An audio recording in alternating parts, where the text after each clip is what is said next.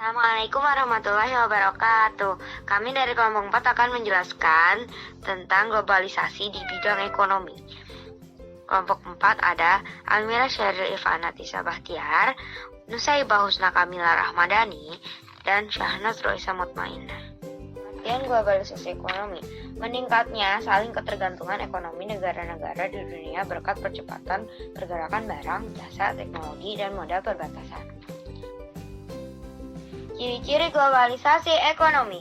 Globalisasi ekonomi dapat dikenali dari beberapa peristiwa berikut, yaitu 1. Terjadinya ketergantungan pasar dan ekonomi di negara yang berbeda. 2. Adanya informasi kultural mengenai hal baru yang melintasi aneka ragam budaya. 3. Meningkatnya masalah yang menjadi perhatian bersama.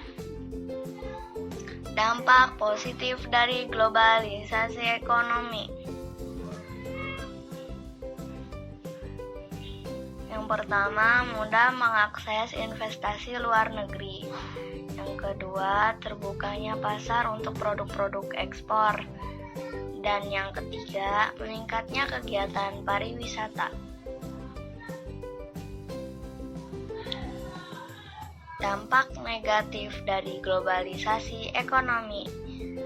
Yang pertama, hilangnya pasar produk ekspor Indonesia. Yang kedua, banyaknya produk impor di pasaran Indonesia. Dan yang ketiga, sektor keuangan semakin bebas. Dan yang terakhir, yang keempat, masuknya tenaga kerja asing yang lebih profesional yang dapat mengalahkan sumber daya manusia dalam negeri. Globalisasi ekonomi di ASEAN. Kerjasama ekonomi di ASEAN mencangkup dalam bidang perindustrian, perdagangan, investasi, jasa dan juga transportasi, telekomunikasi, pariwisata, pertanian dan kehutanan, energi dan mineral, dan juga usaha mikro kecil dan menengah atau UMKM. Bentuk kerjasama ASEAN di bidang ekonomi. 1. Pembukaan pusat promosi ASEAN. Promosi yang dilakukan oleh ASEAN meliputi sektor perdagangan, pariwisata, dan investasi. Pembukaan pusat promosi ASEAN dilakukan di negara Jepang yang merupakan negara yang mempunyai perkembangan cepat dalam berbagai sektor. Ini bertujuan untuk agar kegiatan ekspor dari negara-negara ASEAN ke Jepang meningkat dan juga agar jumlah investor Jepang bagi negara-negara ASEAN meningkat. 2. Penyediaan cadangan pangan. Bentuk kerjasama dalam penyediaan cadangan pangan tidak hanya dilakukan untuk kerjasama yang saling menguntungkan, tetapi juga dalam keadaan yang darurat. Misalnya ketika ada salah satu negara di wilayah ASEAN sedang mengalami krisis pangan karena bencana, maka negara lain siap memberikan pasokan cadangan pangan untuk negara yang membutuhkan. 3. Penyelenggaraan proyek industri.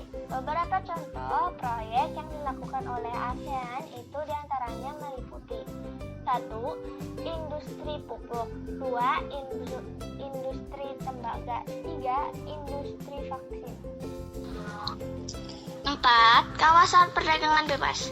Kawasan perdagangan bebas ASEAN atau yang bisa disebut AFTA, ASEAN Free Trade Area, adalah salah satu bentuk kerjasama negara-negara ASEAN di bidang ekonomi. Keberadaan AFTA berguna untuk meningkatkan daya saing negara-negara ASEAN dalam melakukan produksi untuk pasar dunia dengan adanya menghapus bea dalam ASEAN itu sendiri.